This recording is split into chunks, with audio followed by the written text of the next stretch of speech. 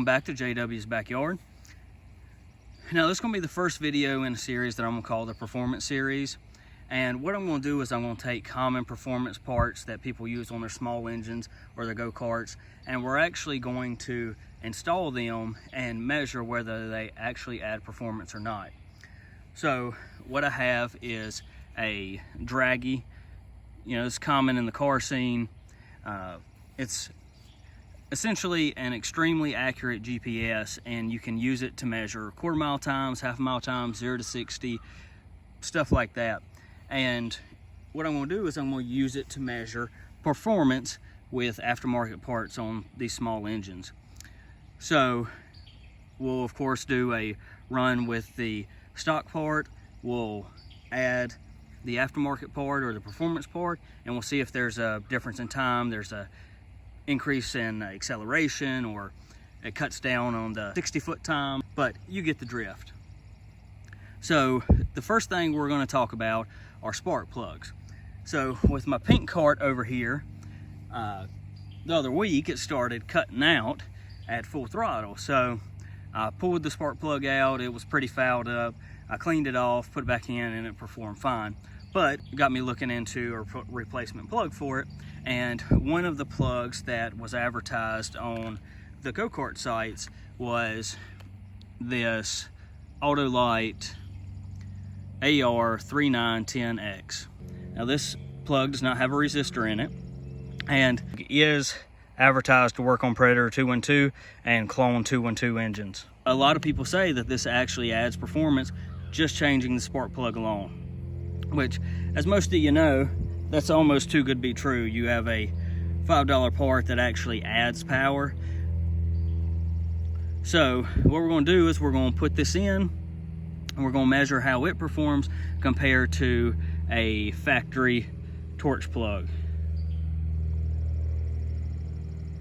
So you can see the style of the factory plug. It's just a standard spark plug like you'd see. And then if we look at the Autolite plug, that's a different design. And they actually advertise that some people have got as much as 3/4 of a horsepower from just switching to this plug alone. In thinking about ways that this plug could add power, there are a couple different things to consider. So this is a resistorless plug like we talked about earlier, and it could reduce and it could change the timing of the spark.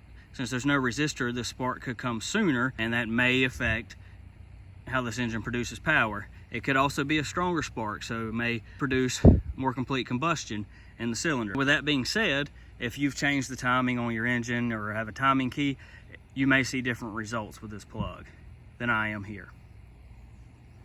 Now, to try to control for any other variables, I'm going to make sure with the stock plug and the aftermarket plug that the engine's warmed up, and I'm going to do a couple runs a piece just to make sure we're getting consistent results between each plug, and then we'll compare them at the end. So we're going to start with the factory torch plug.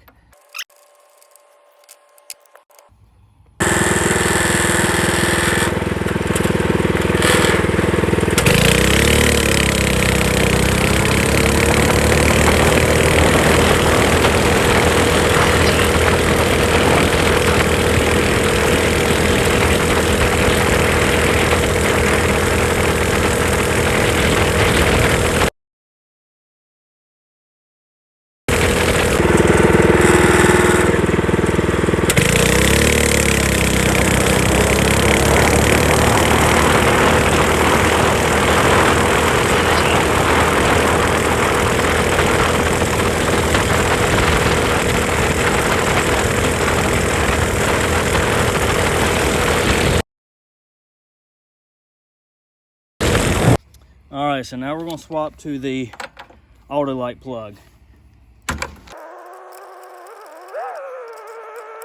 Autolite plugs in. Let's see if it actually adds some performance.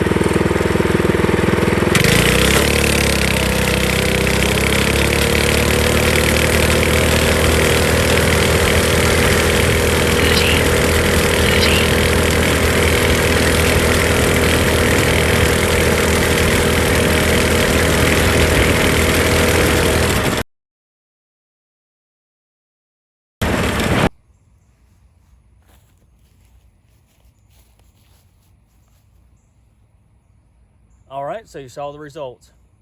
Now, this is exactly why I wanted to do this series, is because you can't always believe everything you read or see advertised about these aftermarket parts. But let's just read through the data real quick. So with our stock plug on run 1, our 60 foot was 2.58 seconds, our 0 to 30 was 5.74 seconds, and our 8th mile was 16.07 seconds. On run 2, 60 foot was 2.56 seconds, the 0 to 30 was 6.04 seconds, and the 8th mile was 16.07 seconds. So identical 8th miles with just a little bit of variation in between. With our aftermarket Autolite plug, run 1, 60 foot was 2.59 seconds, 0 to 30 was 6.51 seconds, 8th mile was 16.27 seconds, so getting slower.